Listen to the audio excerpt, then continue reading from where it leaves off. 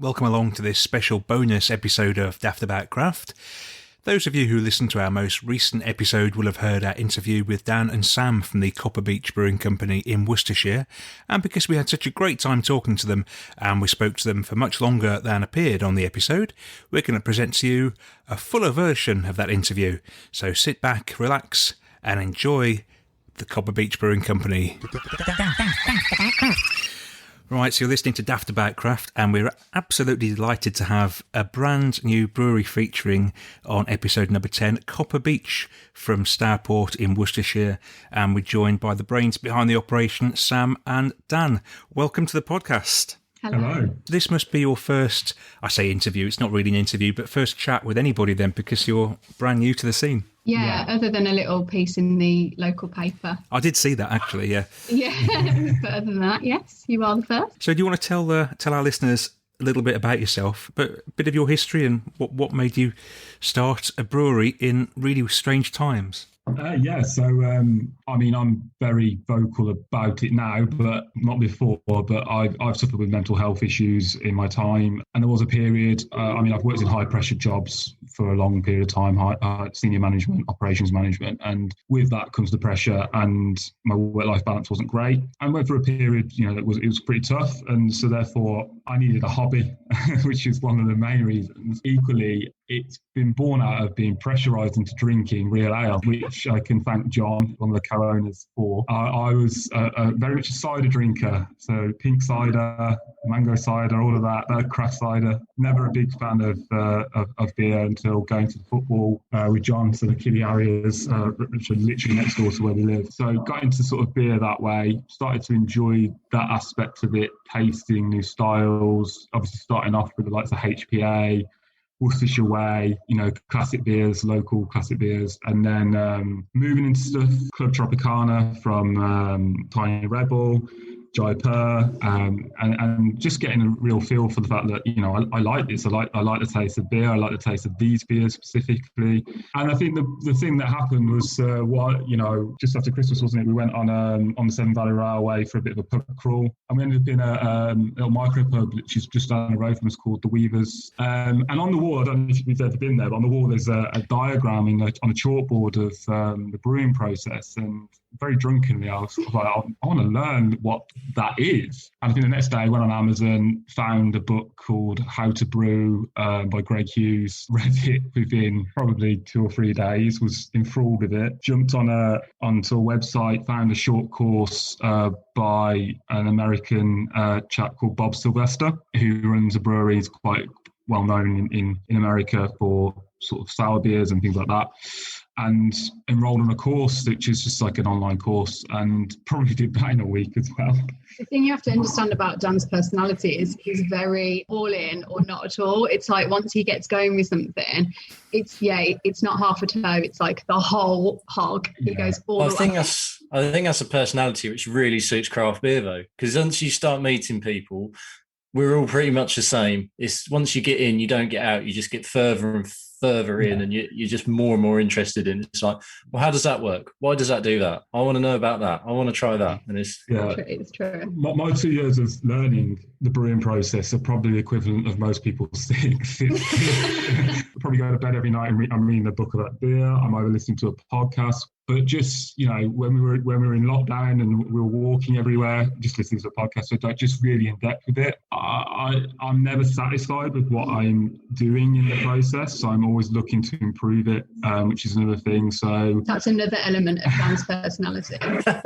This all sounds very familiar. Even to the point, these control cans that we've introduced into our process. Last month it was like, we need to sell every can because we don't want to keep them back. We want them to get out. And this month it's like, we'll take one from each batch, one from each keg for each batch, just because I want to make sure that I'm not sending out bad beer. I've obsessed about the whole process, whether it be the water chemistry to yeast to using the right hops. Table has got a stack of books that's like maybe 7 books high, and it's literally yeast, water.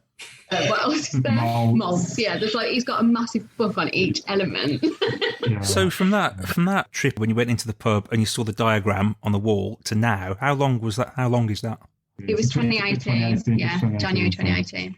We've been to breweries we did when we went to Bruges, went to the Brewery, which was the tour there is really good, isn't it? And the bit at the end, you just want to spend all day in that bar bit at the end. I don't know if you're the same tour guide as us, but he was amazing.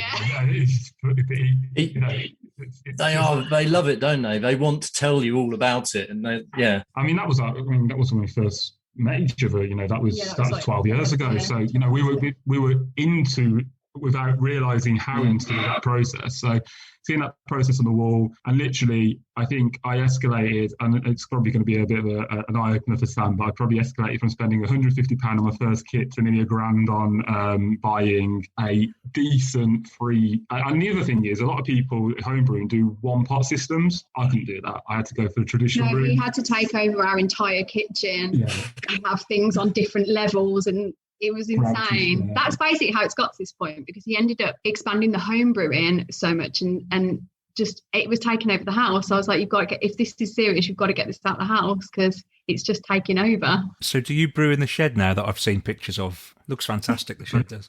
Yeah, it's tight. It's 12 by 9, and we do a lot with that space. Yeah. We've got a lot in there, and it's probably going to outgrow itself, and we're going to have to think seriously about what we do next. But in terms of building that was fun as well. In terms of John's the engineer. He's done everything from building control boxes for us to heating systems, cooling systems. A lot. He's come out of the RAF and has got a lot of technical ability there. We've got Sam says we've got to stay in our lane. So we've got Sam does everything, marketing, social media. If I even say anything, it probably would come back about 2 weeks later as a good idea because she's re-thought it. But 9 times out of 10, it's no, leave it to me. John is all over the engineering, electrics, stuff like that. And just general building. Yeah. And when I've got a problem, it's sounding it out with him, and he can come up with something, conceptualise something that will work. I'm brewing, and I need to be left alone to brew as well. That's the other thing. I'm a pretty, If you had an assistant, and the assistant, you wanted to show him something, you'd just do it for him, wouldn't you, by the end of it? At the moment, yeah. This all sounds so familiar. That brew kit and I have built a relationship over many frustrating times. And the amount of times I flooded the place, it's unbelievable. The worst thing we did with that shed is not putting a drain in the floor, because he honestly manages to flood it every single time. Yeah, and I blame everybody else for it, not myself. It's been an absolute labour of love in terms of building it, and as Sam said, it grew to a point where we couldn't have it in the house anymore, so the hobby needed to go somewhere else, so we built a shed. But the hobby became a thing, well, actually, can we turn this into a business? Is this something that I want to pursue short, medium, long term? The goal is to just make good beer. The goal is to do it right and do, the big thing for me, and this comes from just my own sort of morals and ethics, is that everything I do has to be done with a thought behind it. It's like the journeys that we take to deliver to people, the environmental impact on that, and why we've done the delivery of a difference, because we want to make sure that we're giving back to our community, and giving our customers the opportunity to give back, because we live in a very busy world and we're all trapped in our homes, and people may want to give or don't have time to give, and this just gives them that opportunity as well. The delivery with a difference. Do you want to talk a bit more about that and tell people how it works? Because this is the first time I've heard of a craft brewer doing what you're doing, which is fantastic. You must be trendsetters in this, because I've not heard it before. I hope it does become a trend. If it encourages more people to do something similar, that would be amazing. It was all Dan's idea, because you've just heard how important it is for him to give back. We don't charge a delivery fee. At the moment, we've only got the ability to deliver locally because we're doing it all ourselves. So we just ask people to donate food from a list that we take from the food bank's website in place of the delivery fee. So if they don't want to do it, that's absolutely fine. The list is there because I think a lot of people tend to give very similar things like beans and pasta, and it's not necessarily what the food bank actually needs. So we felt it was important to communicate with people these are the current requested items. So they get an email after they've placed an order, and there's a prompt in the email to say we're not charging delivery. And we were absolutely blown away with that first round of deliveries that we did. Not everybody gave, which is absolutely fine. The people who did give gave so generously. I was so naive. I thought I'll just have this little bag of stuff to drop off, and I can probably take it to the supermarket and put it in the donations box. But no, it was filled our kitchen side. And I had to physically take it all to the centre because people had been so generous. That's phenomenal. Like you say, I really hope a lot of other local breweries or even the bigger boys and girls want to get in on that, because I can't really see a downside to it. Over that period of time, that week, from the moment we opened the web shop to the day that Sam went out to it, I was brewing, and the Sam and John had gone out and delivered. When they came back with everything they came back with, I didn't care what was getting said on tap. I didn't care what was in the bank account. I didn't care that we'd sold out. I just looked at it and I was like, that's not more important. I mean, I guess it is, because obviously I've got an income from another job, and this is not paying my wages. But it was just, we've achieved that just by offering to do something for free. And I think that it was never I guess it was a marketing exercise, but it was never a marketing initiative. And we told my dad, and my dad went, that's a great marketing ploy. And we were like, it's not a marketing ploy, Dad. We actually really want to. That makes my dad sound awful. But, it's sometimes where people's heads go. But actually, then we were like, oh, God, do you think people think we're doing it? And then when we came back with that stuff, none of that mattered. It just didn't matter, because it worked so incredibly well. And I hope it does continue to work well. And like you say, if other people jump on board and start doing it as well, it's just great. More the better. Obviously, that's not the byproduct, but it is part of the experience of having a Copper Beech beer. Yeah. Can we have a Copper Beech beer now, please? Yeah. I've been looking at it for ages. I really wanted to get stuck in. So sorry. So we've got 3 beers with you guys, and these were the ones that came out on launch day. And there is a 4th beer that you've added since, which we'll get to in a bit. But we're starting with Birdie. And before we came on, you were telling us that all the beers so far, and I presume all that are coming, have a quite important story to them, and a meaningful story to you guys. So what's the story behind Birdie? Birdie, I mean, I lived next to the Kidderminster Harriers football stadium for a start, and obviously Harrier is a bird, which is one element of it. John is also a keen golfer, and Birdie is a golfing term, but the biggest thing behind it is it's just a reminder of going to the football with John. It's probably where John and I built our relationship as son-in-law, father-in-law. It was that, so there's that element. So it's a bit of a sort of nod to say, about the relationship that I have with Sam's dad, but equally it's about being forced to drink craft beer.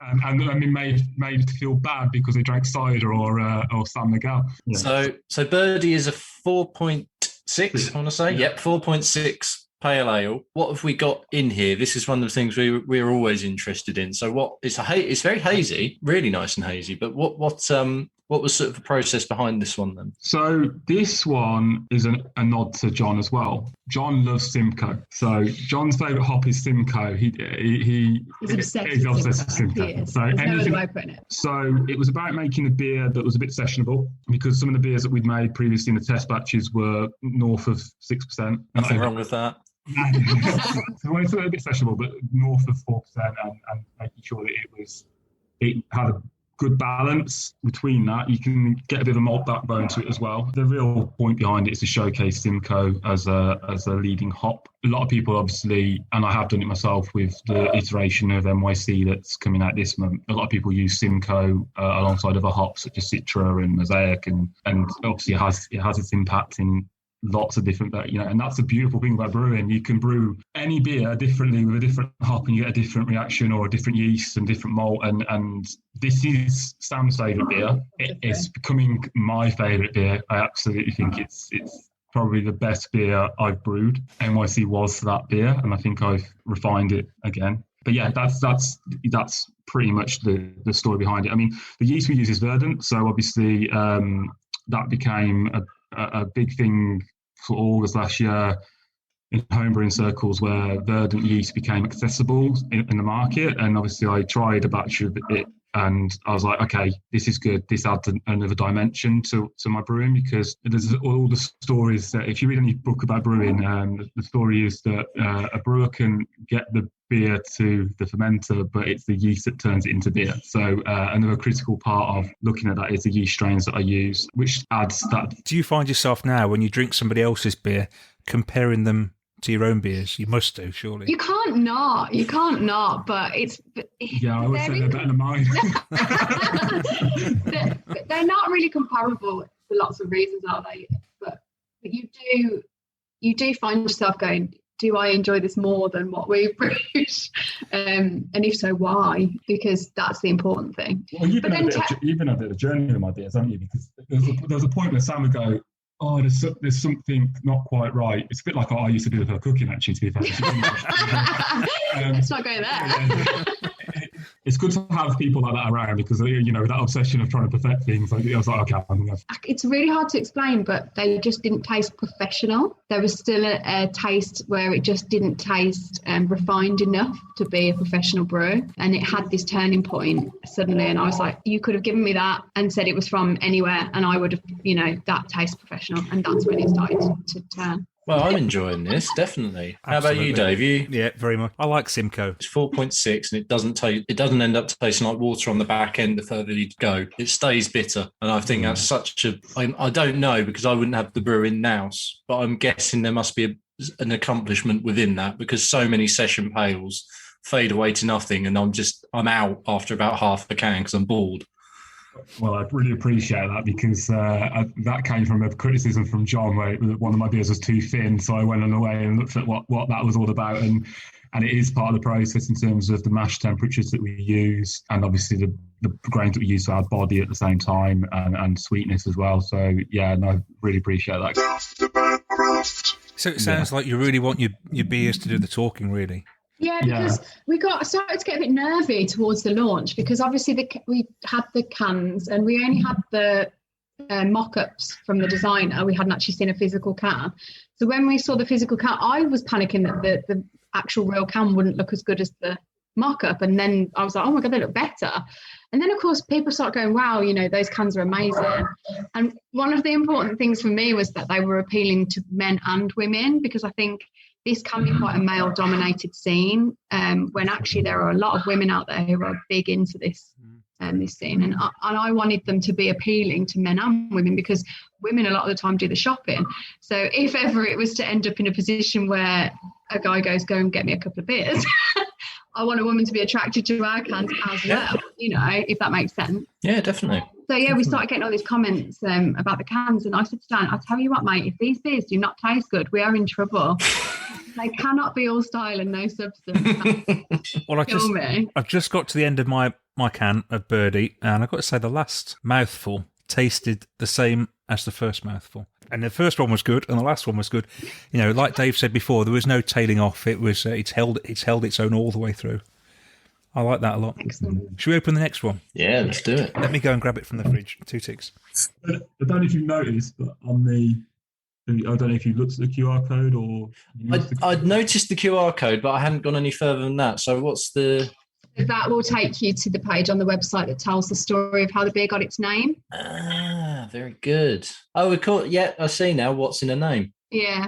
So it's like not really obvious of what that is, but it's just inviting the drinker to get to know us a bit better, I suppose. Something a bit longer lasting after the point of sale. There's a lot going on, isn't there, with these cans? I know we keep talking about them, but I really like that idea. I think this is, it's not your USP because your USP is your beer, as it should be. But the fact that you've put a lot of people just... I can pick a Northern Monk and I can pick a Cloudwater. And all right, the Northern Monk patrons, I'm always interested to peel the label back and actually find out what's going on. But they've made that a thing. Yeah. But like Cloudwater can... Fine, it's Cloudwater can. You drink out of it, you put it in the bin. But actually here, you're sort of trying to put a journey in there as well, aren't you? Yeah. We did have someone say, oh, I'd like to put that on my mantelpiece. Do you know? I think there's people on Insta and that, isn't there, that they'll flatten these and they'll use them and whatnot. So if this was peelable, it'd go on my fridge. I know that, so... I'm in a loft and I've got a big wall just here next to me. I've been thinking, shall I start putting the cans on the wall? And I've got about 4 black bags of black bin liners full of cans. And I'm thinking, those really nice cans, they look great on the wall. So I think I'm going to do that. I think I am. We should say that. I'm really the ones that tip the scales there. Yeah, well, I think you've forced me into it. It's your fault. So we should say these cans, they're based, they're line drawings, but they're so effective. So effective. Yeah. Yeah, I mean, we can't take a huge amount of credit for that because it is our designer who is incredible.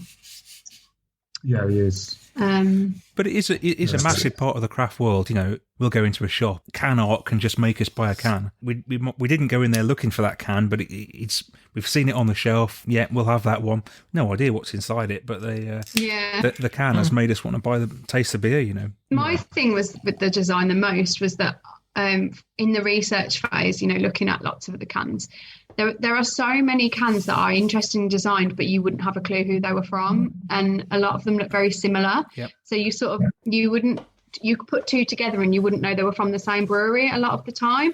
And I said to Dan, I feel like, you know how when you hear like a singer on the radio and you know immediately who they are, I wanted the same identity in our brand, so that you would see a can and immediately know that's a Copper Beech. And I do feel like that we've achieved that. Yeah. North are good at that, aren't they? You know a North, even though the colours will change, you'll know a North can. Even Polly's, even though they're very, but you would always know their cans. And Brew York, their branding's very consistent.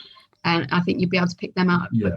So, but, you know, some of them, I think, oh, they're the same brewery, and they look wildly different. Yeah. No, I know what you mean, definitely. I think it's a great idea to have your identity stamped all over that can, but to make each can different as well. I think you're on the right track with that. So this beer here we've got now, I Left My Heart in New York City. Do you want to tell us a bit about this one? What's in it for a start? So this one, so we got, in terms of hops, we've got Azeka, which is my favourite hop. The first hop I actually ever bought was Azeka. I was looking for something that could give us some mango, pineapple, exotic fruits. Found that one, and I've brewed with it so many times. So it's a bit of again, perfection piece. Mosaic, obviously the backbone of any hop combination. And then Citra, which lightens up every hop combination. So one thing I learned when you're sort of working with hops is if you're going to use more than one, try and go for the rule of three. I've one that's the workhorse, one that's a showstopper, and one that sort of is enhanced by the other two, and that's where the Azeka comes in for me. And that's my personal opinion, probably. I don't know what anybody else will say, but I've worked with these three hops and made 30, 40 batches in my time to use them. So. What's the ratio of the hops? This is something that always bugs me. How much of what is in there? So in the Whirlpool, it's a ratio of 1 to 1 to 1. So it's balanced. And then when I go into the dry hop, it's double dry hopped. And Azeka, it's a 2 to 1 to 1. So 50% Azeka on the first dry hop, 25% Mosaic, and 25% Citra on the first one. And then it goes to 50% Mosaic, 25% Citra, and 25% Azeka on the second dry hop. So the only one on the dry hop that doesn't get a second massive load charge is Citra, but I think that's balanced out by the other two, really. So that's why I do it that way. That's really interesting, because we just find like a lot of, sorry Sam, a lot of brewers, if it's a single hop, or no, sorry, not a single hop, if something has Galaxy in it, Galaxy is the one we always use as an example. If it's on its own, it's great. But if it's in a combo, and we're always fascinated to know, like, have they used like a tiny amount, but Galaxy's so dominant that it takes over, or are they doing what you've said there? And it's just the fact that it's so strong, you probably should pare it back and it wouldn't take over. So there's things like that which sort of interest us. This is where you lose me a little bit, because, I mean, singling out hop varieties, I'm not there yet. Hopefully one day. But you guys obviously can drink a beer and you can, I can taste that hop. I find that amazing. Like, that's something I'm aspiring to be able to do. What you're saying, like that's very much what I've learned. I've learned how to use that combination of hops together. I've tried it different ways, and that's the one that seems to work for me. Yes, sorry for this beer, not for me. I like it. I like Azeka as well, because I'm with you. I think it's a bit of a hop that people don't do that much with it, but you know when it's in the beer and when it's not, because it just makes it fuller. Azeka makes beers a bit fuller and a bit more. It lets the other things come to the surface more, and it brings them out. Adds a little bit of spiciness as well. So, you know, in the tang, it helps with that, especially with because the other two hops can be quite obviously dank and quite. So that's a tang on the back end. That's the Azeka, is it? Yeah. So and that just lifts it a little bit at the end for me, in my experience, and that's why I've sort of looked at that combination. This is lovely as well. Like, it's, again, wouldn't know it's 6 or 6.4 even. It's really refined. I'm not being insulting by saying I've had this beer before, but it's a refined version of it. It tastes more sort of professionally done than maybe some other ones where you have it and you sort of, I wouldn't remember. This I'll remember just because everything seems to be that bit more in sync rather than just a bit of the hops are in there. And I'll go, yeah, I had an Azaka one. I had something with Azaka last night and I liked it because it was there. So it's probably fresh in my mind. But this is like that, but a bit better. It was a Meraki. That was who it was. It was Meraki. It was a DDH as well. It was 5 point something. And all the Azaka did was sit in the back end, and it was a lot lighter. It was a lot sort of more softer. And I think this has just got a bit more of a body to it. So it's a winner. I really like it. What about you, Dave? It's difficult to add to that. You've covered all bases there. Sorry. I don't agree at all. It's awful. I was just about to run down the shed to go and refine it. It's very well balanced. We said it before with the last one. If you said to me this is from Polly's or whoever, I wouldn't bat an eyelid. It's right up there with a lot of good breweries for me. Thank you. Polly's heroes. Oh my God, are you actually good at this? And we're not just saying that. You can see the looks. No, I'm not trying to blow smoke up your bottoms or anything at all. You can see us drinking it, and you can see what our reactions are. Yeah, it's great. I'm really glad that we didn't have one of these before we did this. So no, we didn't have the others. We waited. I was wondering if you were going to cave. I was like, I wonder if they've caved. What? It was tempting, but I didn't want to. It's great to talk to people that are like-minded and just love the industry. And I think locally, in our area, it's not as saturated in terms of craft beer. I mean, Birmingham's different, but in terms of the Worcestershire area, I think it's up and coming. It's an opportunity with some of the brewers like Nothing Bound and Green Duck and things like that. No, they're really good breweries as well. We had some Nothing Bound in the summer, didn't we? It is good, isn't it? That stuff. So good. Like his stuff is really good. I've not had a bad beer from him. I think they're really good. No. So we cracked that open in the summer, and we were like, if we could make a beer this good. It put me off. I remember trying it, and I was like, no way. No, there's no way. It was. I said to Dan, like when I was. Obviously, I'm a hairdresser by trade, and when I was training, I would watch the well-established stylist give a haircut, and I would go, I'm never, ever going to be able to cut someone's hair that well. And, of course, you put the time, the effort, the experience, and of course you can. And a lot of the time you can surpass. And you're probably doing it in a different way. Like, I wouldn't say your beers are like Nothing Bound's beers. No, they're because not. He's a lighter, I think. They're that bit softer, bit... They're almost a bit fruitier, aren't they? A bit juicier and fruitier, yeah. But that's fine. No, you don't need 2 lots of Nothing Bound, do you? You want Nothing Bound and you want Copper Beech. Exactly, yeah. It's very much it, and it's about not trying to replicate a copy, somebody else and doing the same old recipes and the same old things. It's about being unique. But no, when you're saying about a healthy competition in the middle and then the superiority at the top, and I think that the biggest and if you can work this into it, because I want to say thank you to him, but Mark Costello from Horseforth Brewery in Leeds. Mark's been absolutely fantastic for my development.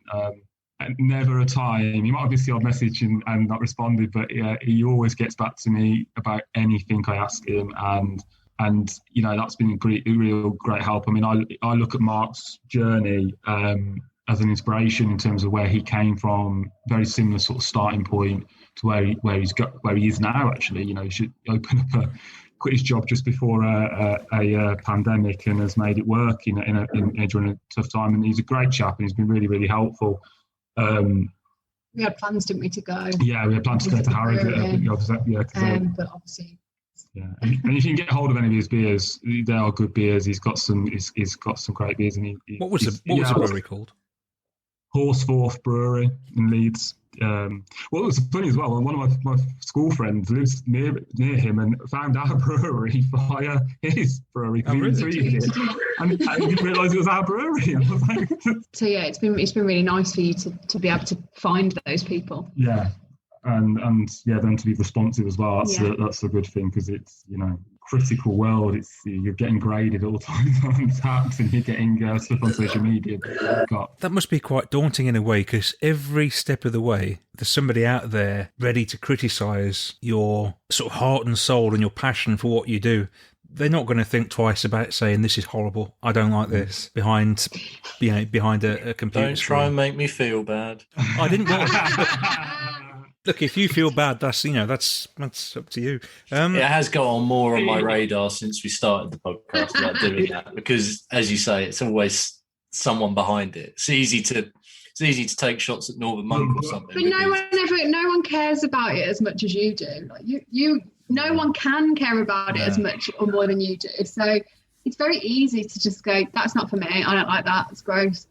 Also, I think, if you launch a few beers straight off and people like them all, like has happened with your first 3 beers, you'll have people hooked then. They will come back and they'll buy your next beer, and you one after, and you one after. I do it all the time. I'm disappointed we haven't got the wit, to be fair. So, I mean that's just a timing thing. It can't be helped. But I want it now, so job done. True.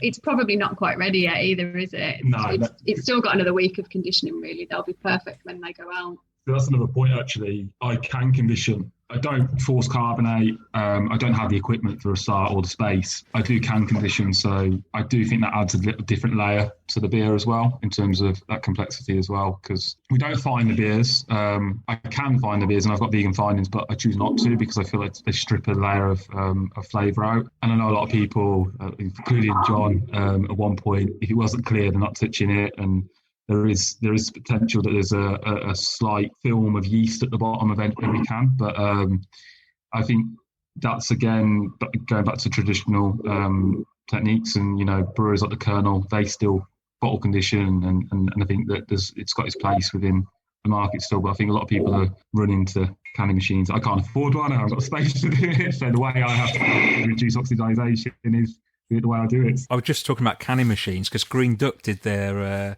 crowdfund for a canning machine. Would you look further down the line to do something like that and get crowdfunding? I think crowdfunding, what they did, Twisted Barrel and Green Duck, was fantastic. And I think the two great brewers with two very unique and big followings. And I think that their way they went about it was the right thing to do, a community sort of project. Would I go down? I mean, it's in the brewing community. It's again, it's one of those things that is divisive. Crowdfunding, and is your business sustainable if you can't source the capital and stuff like that? I wouldn't say no to it, but equally, I'd want to make sure that my business was completely viable before I taking people's money on the promise that something could be. You want to do it. You want to do it on your own. Sense, you'd want to be very responsible with it. Yeah, it's sustainability, responsibility, and accountability are like 3 things I would like to look at in terms of any business plan going forward. I'd like to be able to give opportunities to young people local that want to work for a business where they get some security. So it's about providing security for not only my family, but also other people, give other people the opportunity where they necessarily wouldn't get an opportunity as well. That's it sounds cheesy and it sounds corny and it sounds like, idealistic and naive, but I've always said this. I believe you can make money and make a good living by doing the right things. And that's where we started really with all this. The thing with you as well is like a lot of people get into whatever they get into to make money, primarily, and they want to make a lot of money. Whereas Dan is the kind of person who, if he makes a basic wage out of this, it will only ever be a lifestyle business. I can't see it ever getting bigger than that because it's just not what you want, is it? You just want something that sustains a comfortable life for our family, and it brings people together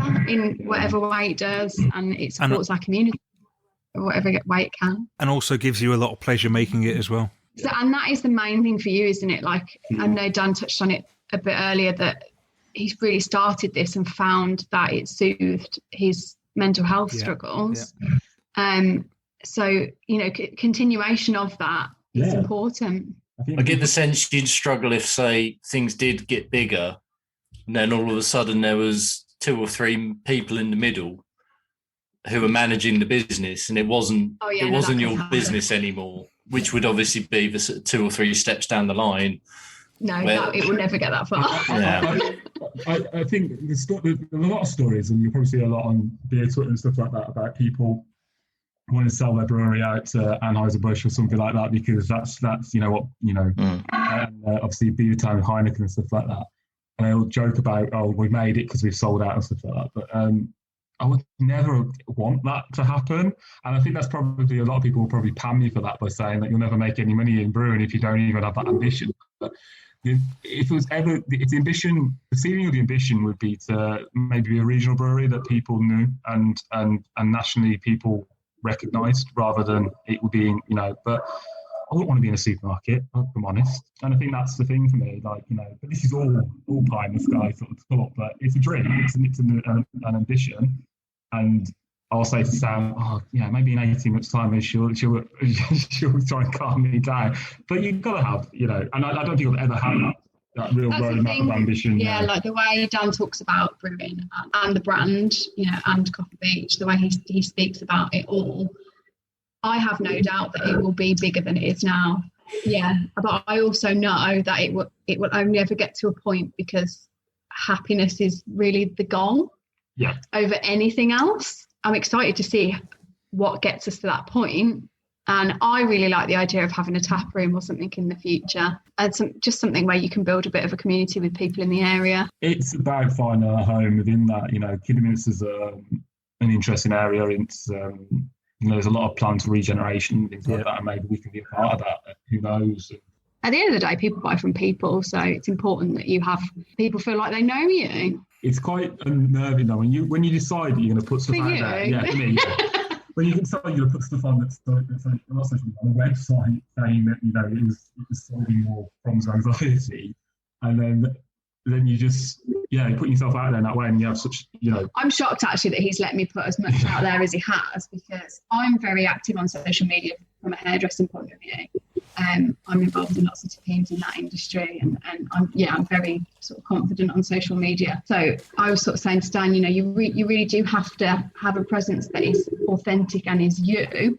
Yeah. Therefore, you can't lie about who you are, and you can't disguise the things that you've been through to get to this point. And actually, lots of people will relate to things that you've been through. And it's a very, really important part of opening up the conversation about mental health. The stuff that, going back to the difference and talking about mental health, it's about causes that, are important to me. During, obviously, the first lockdown and everything that's happening, obviously, the stuff that Marcus Rashford did was really struck a chord with me. And I wanted to not emulate what he did, because that's build on it in our local area. And I think that good things can come from stuff, and I think that again, if we can amplify sort of my mental health at the same time, great, because there's some people that might look at my story where I probably, if this podcast, I'm so shocked we're here 2 years ago, I would have cancelled it or something. There's so many things done, so many. When I first received your message, right in the midst of everything happening.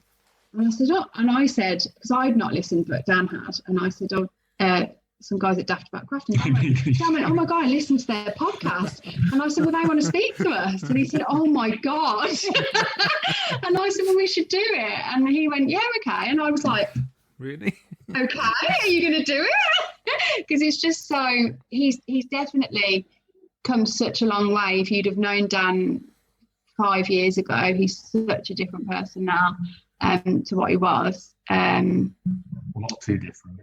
Well, in his confidence has grown so much, and brewing has really been the key to that. And building organic relationships was not something that you ever would have done previously. Like we were saying with the other brewers and people on the scene who he's been in touch with, he would have found that impossible a few years ago.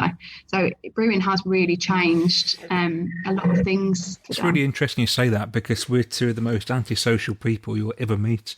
And this has helped us a lot as well, Dave, hasn't it? Because when we started, we were we knew how we needed to get to people, but didn't necessarily want to do it almost. It was sort of a bit like, no, you can come to us. But it doesn't work like that. And fortunately not. No. But then I've grabbed that bit, haven't I? And I sort of do the social stuff. But yeah, as Dave says, if you didn't know, you'd probably think, yeah, it's fine. But because when you get to meet people like yourselves and the other people we've met, it's great. But if I had a choice, I wouldn't do it. Like, I wouldn't. Then you find, actually, no, it's actually quite interesting. So it's sort of pushed us out of our comfort zones a little bit as well. But like if we know someone and that's it, and you get in, it's fine. I'll talk to you all night. I'll be more than happy to talk to you all night. I really enjoy it. But if I don't like to do it. If I can avoid it, I will. Dan can absolutely sympathise with that. I'm completely opposite. I'm like, Sam walks into a room, she's 40 people, 30 of them are your best friends the next day. I just I'll be hanging back on the edge. Yeah. That's Dan, and actually, But then if someone happens to walk into your web and you find you're all right, it's fine. I'll talk to you all night. Then you're not leaving. You're stuck. Like, you have to now stay. But I think that's how we balance each other out quite nicely, though, because I do bring Dan into situations that he feels less than comfortable in to begin with, but then you sort of have grown into that space, and then sometimes he'll pull me back a little bit where I need pulling back. So like I said, like when she's out there meeting and greeting people from a social distant point of view, and talking about the beer, whatever, I'm in the shed. I'm doing what I do best. She's out there. Again, we'll say it again. Stay in your lane. Beers for the future. What's on the horizon? So Sunday, I'm brewing a blonde summer ale. Actually, British led in terms of hops. So 2 varieties, Jester and Alicana. I don't know if you've heard of. Not heard of Alicana, but I really like Jester. I don't like British hops all that much, mainly because they get a bit dragged into the sort of trad thing. Yeah. But Jester's a really good hop. Well, we're not. Well, no, it's in development, but it's going to be a lemon hazy pale, we think. Yeah, like a pale lager hybrid. So obviously, it won't be a lager because it's not going to be on the lager process, but obviously working towards that sort of style. A lemon backbone finish to it. But, that's sort of a rattler with strength type thing. Yeah. I think I'm aiming for it to be about 5%, and looking for it to be quite full-bodied, to be fair. So a little bit unlike a radler, but it's. Again, I've got what I have found, and I'm pretty fortunate with this because it seems to be getting it right quite a lot of time. Why would you jinx yourself? I know. But because I've been through so many iterations of brewing different recipes, my ratios in my head of what I want to do. Sam will say something, can we do this? And no, I'm not doing that. I can't do it. Or yes, but I need to think about it, and then I'll go away and I'll write down. I think that'll work, and then. I've been quite fortunate with how they've turned out to a degree. Obviously, they've had to be refined, but so before you release a beer, how many times would you have brewed it before it gets a public release? Gosh, different variations of it. So NYC probably had like 40 dials. Birdie had 1. I did once brewed it. Half Moon you did once? No, I didn't. No, twice. I did 1 and done. And really, NYC was a long time in the making. That's probably why I now have quite a good, or feel like I've got quite a good knowledge of how to create a recipe, because I went through that experience with NYC, and I read a great book called Designing Great Beers by Ray Daniels, and it's a great book to refer to. I just remember all these authors and stuff. Because if you know, you know. Yes, yeah. Getting your malt base and your water chemistry are the 2 probably biggest things that really make the beer. Obviously, the yeast is a very important selection, but you need to get that right in terms of your mash temperatures and your water profile, and then moving into the hops. The hops are what are going to bring out a lot of flavour with that yeast. So, but yeah, it's a big part of it really, especially with the hoppy beers and the pales. To get that colour and that hoppy, you need that right balance really. I mean, there's different ways. There's RO water. There's just different types of water, like ways of going about it. Isn't it called liquor? Yes, treating your liquor. She's getting there. I'm learning. She came back and she listened to your podcast. She goes, I know what an adjunct is. Oh God, that non-adjunct beer that we weren't happy with. So is there any sort of beer that you would never want to make, or you wouldn't want to touch? I cannot stand sours. I like sours. I cannot stand them. But Dan did say that it's not something he's looking at doing. It's the reason I'm not looking at doing it is. I know you're quite divided about that, aren't you, Dave B? You're not a fan either, are you? I used to absolutely hate sours, right? And I like them. my other half has always liked them, and Can't stand them. I could never understand. What do you want to drink that for? A couple of years ago, we went to Cloudwater one Sunday afternoon, and they'd got some sours on, and I tried one, and it just suddenly clicked. I thought, wow, this is incredible. And I've loved them ever since. Yet to have that. No, I don't get it. I can understand it now a bit more thanks to Dave than I did, but I still don't get it. Like, it's a bit like what we were saying earlier about when you put a suggestion on a can and you say a flavour, you immediately then want to taste that flavour. And for me, a lot of sours, they have massive promises of berries and, all different kinds of things. And all I get is sour. And even on the back end, like you might get a faint hint of something berry, but for me, it's just the sourness is so overpowering. And that's just I don't like sour sweets or anything like that, No, I don't. I think just the sour flavour for me, it overtakes everything. So I'm like, oh, berries. Yeah, I'm with you. The ones I'll give credit to are Vault City, which are Dave's go-to. But like, if they say it's going to taste like something, it actually, in fairness, it does. Like they did that. They're getting madder and madder, it seems. But I've only had about 2 or 3. But in fairness, every time it said it's going to be that, it is. So I can't really knock them. But the weird thing I get with them is if it's a lemony one or something like that, it tastes really biscuit on the back end. And I don't understand that. And when it does that, it's a really poor sour. And I think that's a thing of how it's been brewed or something, that it does happen. But I don't know the ins and outs of it. I've had that a couple of times. I'm a sour fan. I like sours. In fact, going back to Beech Brewery, my horse came forth. He's a fantastic beer, a passion fruit gozer. That's not a sour, is it? Well, it's not. It's that's not a sour because I like that one. You don't like it. So you do like sours, really. Look, you see, everybody likes them a little bit. You've just got to force yourself down that path a bit more. The best one I've ever had was Blueberry Crunchy by Other Half. Yeah. That was good. That was actually really nice. But it's also it's the brewing technique, and in some sours you have to introduce yeast into your brew house that just aren't friendly to your brew house, and you have to risk it. I mean, I had a bit of a panic with the yeast I've used for dog days about, oh god, is it going to contaminate my brew house? And it's not, but obviously I worry about that sort of stuff because I don't want to affect all the other beers. But yeah. Anything else is on the agenda, to be quite honest. I'm quite keen to learn how to make all kinds of beers, really, and do things differently. That's good, because me and Dave have talked about this. If you have that expertise to cover the whole spectrum rather than just be pigeonholed into one style of beer, I think. Yeah, absolutely. I think that, I mean, I'm a pale drinker. I'm not a dark beer fan. I'm not a massive dark beer fan. I've done a coffee, though, so it's. I think it's good to know, and have that relationship with the different types of beers, because you can then stretch your imagination with making new sort of styles. Or, Green Duck brought out a maple mild before Christmas, and it was fantastic. And John absolutely loved it and bought more.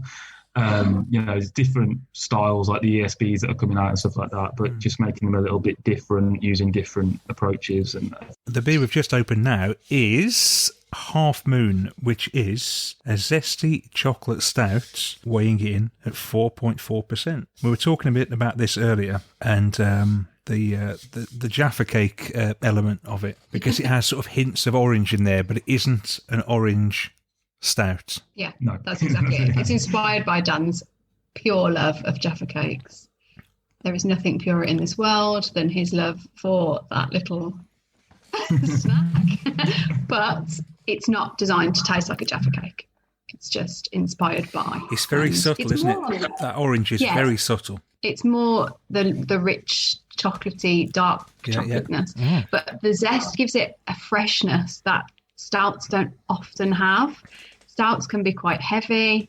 They can be very thick. They can always be like a meal. This is more like a stout that you can sit and enjoy to yourself, because it's got that slight refreshing element to it. Yeah, I see that. That's the zest. That's where the zest comes in. I often moan about stouts being too thin and not enough body to them. But like you say, when those stouts are really thick and gloopy, you can't get through a whole 440 on your own. You've got to share it with somebody. Literally a third is enough a lot of the time. And this is because it isn't thick. It's not thin. It's sort of in between. But it's got that refreshing element to it as well. There's hints of orange there at the back. A lot of sort of chocolate in the foreground. Again, I like it. Do you get the zest on the aroma? For me, that's where it's... I do. I want that and that back end to be there in the middle. But I want the orange. No, don't change it, because it's quite, for me, it's quite malty and quite roasty in the middle. But in between at either end, there's the oranginess. So it's zesty. So I think you filled the brief. So I can't fault you on that. Personal taste, I'd probably have it that bit sweeter, but that's kind of how I like stouts. So we have this conversation a lot where look at what the can says. If the can says it's this and it does it, you can't moan, can you? It's not a bad beer. I would not want it to be construed as I think is a bad beer, because it's definitely not. But not necessarily your personal taste. Probably not quite. Not that. I mean, I love the pales, but then I'm a pale drinker. I used to drink a lot of stouts, and I've sort of migrated to drinking pales. And I pick stouts out, and I'm a bugger for it, because I'll pick them out, and then it will sit in the fridge for about 6 weeks, and I'll still go, I should probably have that. That's another thing, because I love stouts. Like, I probably drank stout more than pale beer. If I go to Dublin, you won't see me having anything other than a Guinness. I love a stout. And whenever we go to places, I always end up being attracted to them. I like all the coffee-rich ones. And like, where did we go? What brewery did we go to in Bourton-on-the-Water? Hook Norton. Hook Norton, yeah. We went to Hook Norton in Bourton-on-the-Water, and they had a beautiful stout. But I often buy them, and it's like you said, they sit on the side or they sit in the fridge, and I don't drink them because it's like a weird thing where you feel like you have to be almost like somewhere around a fire and in a smoking jacket. I definitely have that. It's so easy to reach in and go, 5% pale, I'll have that now. So that's where this was kind of like developed in a way that, like, it's a stout that you wouldn't look at in the fridge and go, I won't have that because it's not the right mood for it. And I do feel that about stout. I feel like it's got a mood. Whereas this one, I wouldn't necessarily go, I won't have that because I'm not in the right place for it, because it's got that kind of lightness to it. If you just said this was a zesty chocolate milk stout, I'd probably not be very excited. I don't love milk stout as a style. I think it all boils down to the same thing, where it's you get a little bit of a milky, lactosey start, and then it fades into absolutely nothing, and it's quite boring to drink. This isn't, and I like that for it. As I say, probably not quite in my personal taste, but it is a really good stout. The funny thing is, I don't get a lot of orange on the nose at all. I do, and I like that the most. It sort of tees you up, but then, and that's probably where it then, for me, I want it to keep going. I'm like, I'll have loads of orange now, please. But then that's personal choice. But I do find, actually, for me, it gets slightly orangier the further down you get. I think it comes through more. I think the initial taste is very roasty, rich, chocolatey. But actually, the further down the glass you go, I think the orange starts to come through a bit more. But again, that's just... It's not weak for 4.4, though. It packs a punch. It's not weak in flavour, but not an alcoholic punch. It's got a nice flavour punch. So you're a bit like, oh no, I'm drinking a nice big stout here, and it makes me want to. I'm quite happy drinking it. I'll go through it, no problem. See, my dad's got this thing about ABV, and I don't know if it's a generational thing. I think it is slightly, but go on. My dad's in his 70s, 72. If it starts with a 5.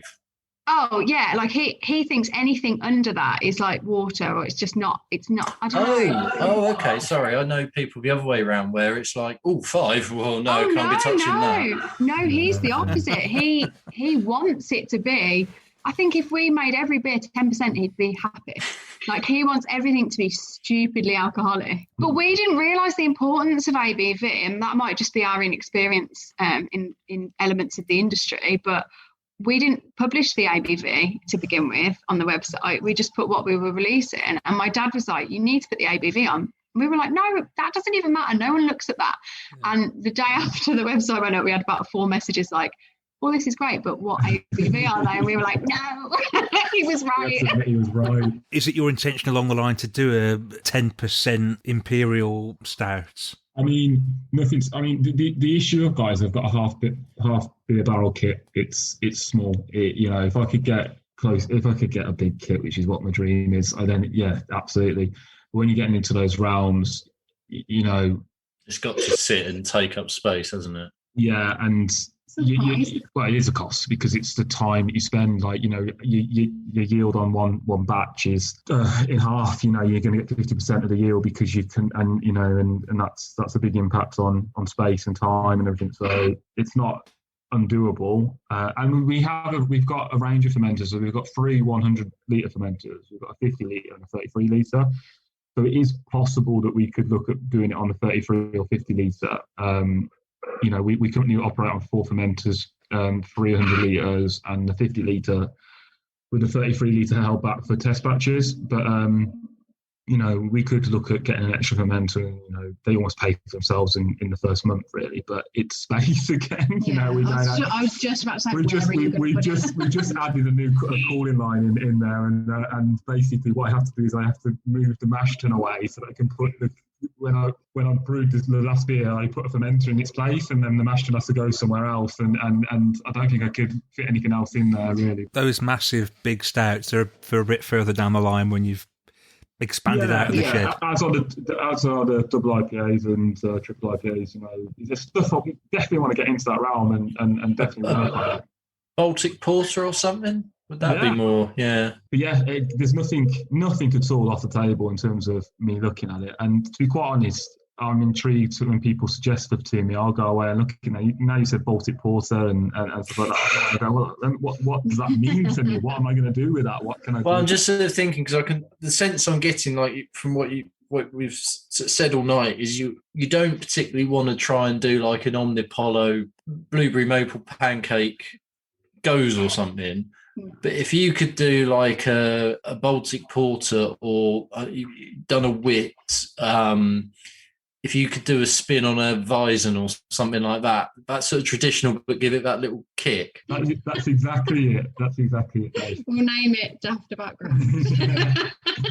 We'll take that. We're more than that. We'd be happy with that. Daftaboutcraft. So hopefully you've learned lots and lots about Copper Beech Brewery. Absolutely fantastic beers. We've really enjoyed drinking the beers and talking to Dan and Sam. And if you want some as well, get yourself along to their website. Do you want to give us the details? Yeah, it's www.copperbeechbrewco.co.uk. And you can find us across all socials at the CB Brew Co. So find them, track them down, get their beers. They're fantastic. And there you have it. That's the end of the bonus content from our chats with the wonderful people at the Copper Beech Brewing Company. Be sure to get hold of some of their beers whenever you can. You will not be disappointed. And be sure to stream and download the next episode of Daftaboutcraft number 11, which will be available from Monday, March the 29th. We'll see you then.